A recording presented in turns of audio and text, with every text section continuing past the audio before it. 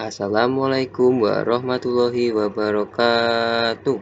Selamat pagi anak-anakku yang soleh. Hari ini kita akan belajar tematik. Tema 1, indahnya kebersamaan. Subtema 1, muatan, ilmu pengetahuan alam. Kemarin kita sudah belajar tentang berbagai alat musik dalam menghasilkan bunyi. Masih ingat nggak apa ya bunyi itu? Bunyi adalah benda yang bergetar. Jadi semua benda yang bergetar itu akan menghasilkan bunyi. Ingatkah kamu bagaimana gong bisa menghasilkan bunyi? Gong dapat menghasilkan bunyi apabila dipukul. Saat dipukul, gong akan bergetar. Getaran ini akan menghasilkan bunyi. Bunyi ini nantinya akan kita dengarkan melalui perambatan. Bunyi merambat dari sumber bunyi ke tempat lain melalui sebuah media. Media perambatan bunyi adalah benda padat, benda cair, benda gas. Namun, bunyi tidak dapat merambat di ruang hampa udara. Pada ruang hampa udara, bunyi tidak dapat kita dengar. Hal ini dikarenakan ruang hampa tidak dapat merambat bunyi, kecuali menggunakan media tertentu. Perambatan bunyi juga memerlukan waktu.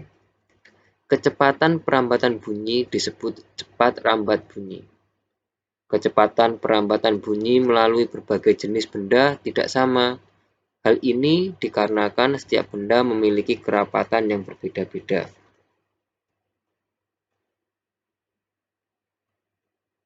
Perambatan bunyi paling cepat melalui medium benda padat, kemudian benda cair, dan yang paling lambat bunyi melalui gas atau udara.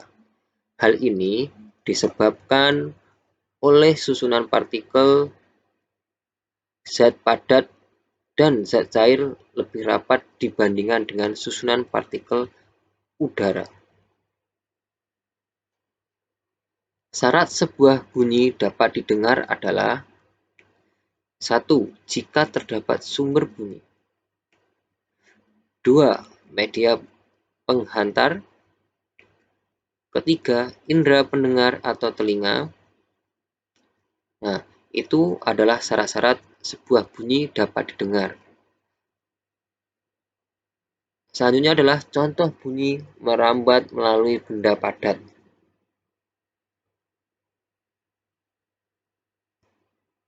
Di samping adalah gambar contoh bunyi merambat melalui benda padat.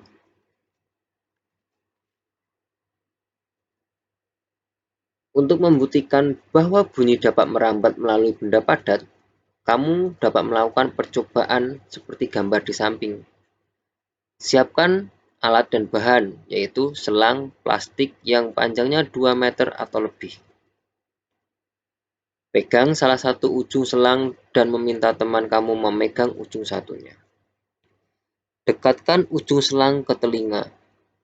Minta teman kamu berbicara melalui ujung selang yang ia pegang. Dengarkan dan catat apa yang teman kamu sampaikan. Suara yang terdengar lebih jelas melalui selang membuktikan bahwa bunyi merambat lebih baik melalui benda padat daripada benda gas. Selanjutnya, contoh bunyi merambat melalui benda cair. Perambatan bunyi juga dapat terjadi pada benda cair, contohnya air. Untuk membuktikan bahwa bunyi dapat merambat melalui benda cair, kamu dapat melakukan percobaan di bawah ini. A. Isi ember dengan air penuh. B. Masukkan corong ke dalam air hingga bagian bawahnya terendam. C. Usahakan corong tidak menempel pada ember. D. Minta teman kamu untuk mengetuk salah satu sisi ember dengan menggunakan batu secara perlahan. E. Sementara itu, dekatkan telinga kamu pada bagian atas corong. Benturan batu di luar air terdengar pelan dibandingkan saat di dalam air. Itu membuktikan bahwa bunyi merambat lebih baik melalui benda cair daripada benda gas. Selanjutnya, contoh bunyi merambat melalui benda gas. Perhatikan gambar di bawah ini. Contoh benda gas adalah udara. Perambatan bunyi melalui benda gas dapat kamu lakukan seperti gambar di samping.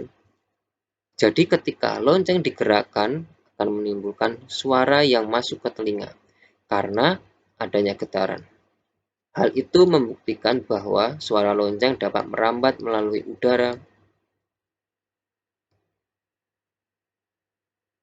Sekian pembelajaran hari ini. Semoga apa yang sudah saya sampaikan bermanfaat. Terima kasih. Wassalamualaikum warahmatullahi wabarakatuh.